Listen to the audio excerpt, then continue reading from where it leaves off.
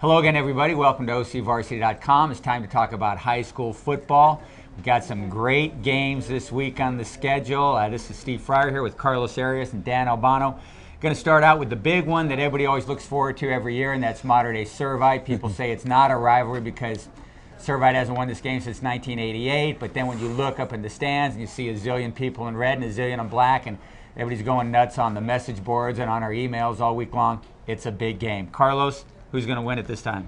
If Servite doesn't win this game this year, finally, it's over. They're never going to win. They have to win this game this year. All right. It's getting ridiculous, and it's not a rivalry unless they win it this year. Okay. I don't care how many people they put in the stands. How are they going to win it? What do they got to do? Okay, well, Servite, I just think they have the edge in every area. I don't know what area they are lacking in this game. They have to just put it all together. It's mental at this point. All right. It's not even about the players or anything. It's mental. It probably is. And I'm going mental if they don't win. Exactly. And I think a lot of other people will as well. Daniel, he was talking about a lot of people and a lot of factors, and I think the big factor in this game, and you and I saw him last week have a great game against Orange Lutheran, Victor Blackwell. They got to get a handle on that guy. Oof. And I don't think they can. I don't know if anybody in Orange County can get a handle on Victor Blackwell. He looked out of this world, Steve, to Carlos, last week. I mean, he looked like a more polished Riemann McKnight. I mean, he was running incredible routes. Max Wittick was making all the throws, and that's one advantage I will give. I will disagree. Carlos Mater Dei's got a huge advantage on the passing game. Max Wittick is coming off throwing for 400 yards. And he can play better than that because those two picks he threw that were made by Junior Alvarado, that was huge because Orange Lutheran capitalized on both of them. But I agree with you, Carlos. The psychological factor is huge, and I wonder, how does Mater Dei bounce back for such a tough loss? They lose with 15 seconds left. Markowski throws a great touchdown pass, and I thought, is this, can Mater Dei get off the mat? And they got to play Servite next week. And then we saw the last play of the game. Wittick scrambling like crazy, throws down a 59-yard completion. The thing almost goes for a touchdown, Steve, as we saw. Absolutely. I think that was Mater Dei's answer. And this is a young Mater Dei team ready to fight.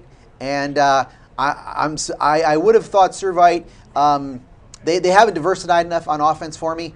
I'm surprised they have only thrown. Fajardo's only thrown 4 touchdown passes this year. I think it's because they don't have to. I think now they played a big schedule. They're playing tough teams, and they've shown me a lot of run. I don't think that's diversified enough. I think Mater Dei keeps getting better. There's a lot of Mater Dei bashers out there, but I think there'll be a lot more Mater Dei believers after Mater Dei keeps the streak going this week. All right, so that's your prediction. And what's your pick, Steve? Oh yeah, Steve. Well, I'm picking Servite to win the game. Okay.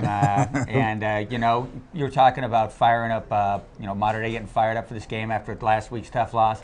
I think I just helped fire up Mater Dei a little bit because I think Servite has the talent, the skill to do it. We talk about throwing the ball. I think they got to run the football. I don't think they've been able to run the ball that well, just from what I've seen. I think Chris Nichols once in a while, but got to run it through the tackles and stuff like that. I think that Servite, they can establish a good running game. I think they can win this game. I think defensively, they've got some guys in the backfield they can match up, and I think they can rush the passer better than Lutheran did. And if you put a rush on the passer, that takes a lot of pressure. What's our man Karifi Taula? But one thing Mater Dei, Karifi Taulula, Nicholas.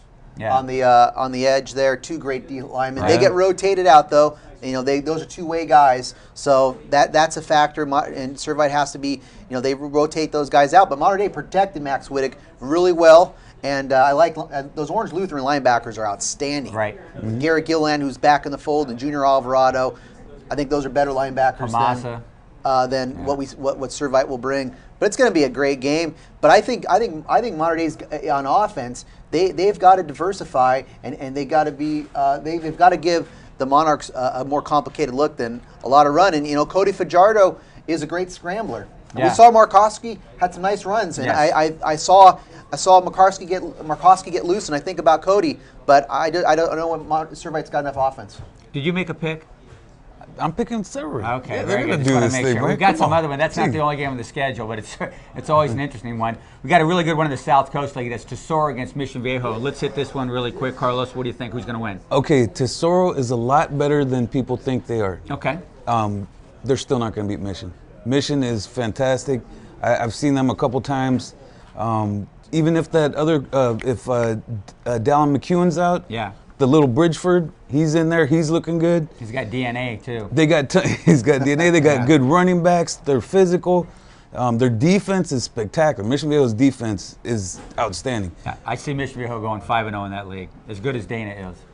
Dan, what's your pick? I don't know if I'm willing to go that far yet because I think the jury's still out with Dana Hill surprised me last Excellent week. team. Yeah. But I think Zach Hoffman, DeZubnar, and Trey Madden. Those are your three linebackers for Mission Viejo. They're the difference in this game. I talked to Coach Johnson this week. He was talking about how Tesoro is going to be so fired up. They got to get back in the race after losing their opener. Sure. Mission Viejo's got to be fired up. The last 2 years, Tesoro's helped build their well-deserved reputation on beating Mission Viejo. Yep. I think the Diablos, if they are not more fired up and their energy is just, they just should be off the hook. Yeah. This is developing into the best South County rivalry out there. Yeah, I'm talking, I'm with these you. schools are fanatical, and all you see around the campus is beat Mission Viejo, beat Tesoro. Right, It's on, man. This is a big We're one. going to hit one more real quick, and that's the Goofy Sunset League, which is one of the most exciting leagues going. I mean, last year the 5-way tie with 3 and 2. We've already seen something kind of, off the chart. Los a little loses. bit. Los Al What loses the to hell is Newport that? Harbor.